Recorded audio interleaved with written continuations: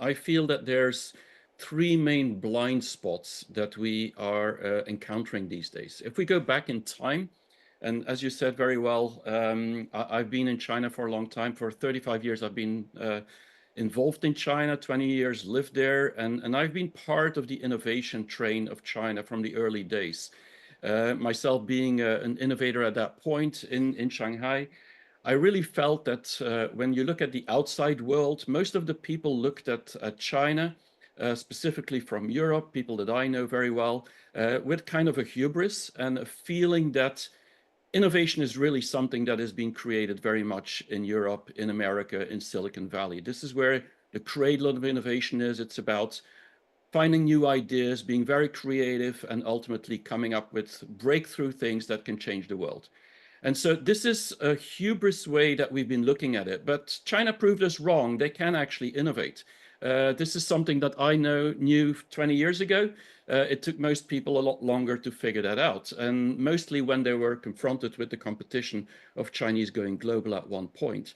And so I feel that then it went more into fear rather than into hubris, meaning that we're now worried about this Chinese innovation and we can't put our hand around it or our head around it, and we don't really understand how it works. And I think we have three blind spots. The first one is that most of the narratives that I have followed in the media globally is pretty much a top-down narrative. It's always Beijing, it's the party, it's basically driven innovation.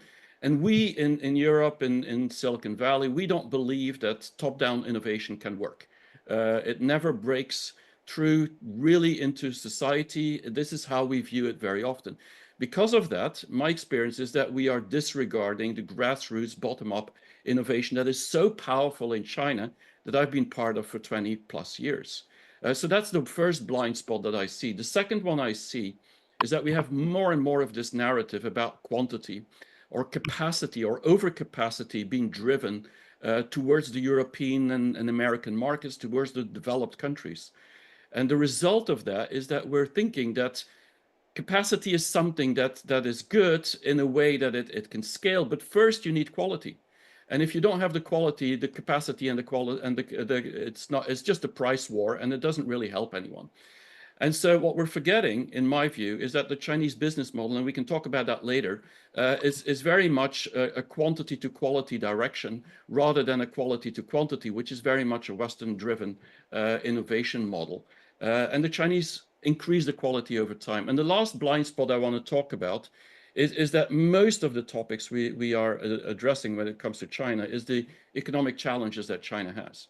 Societal, systemic challenges, geopolitical challenges, all these huge disruptions that are happening that we didn't have like 5 or 10 years ago as much, is now creating a narrative, in my view, where we're totally forgetting that actually China is very much aware of the challenges that they have.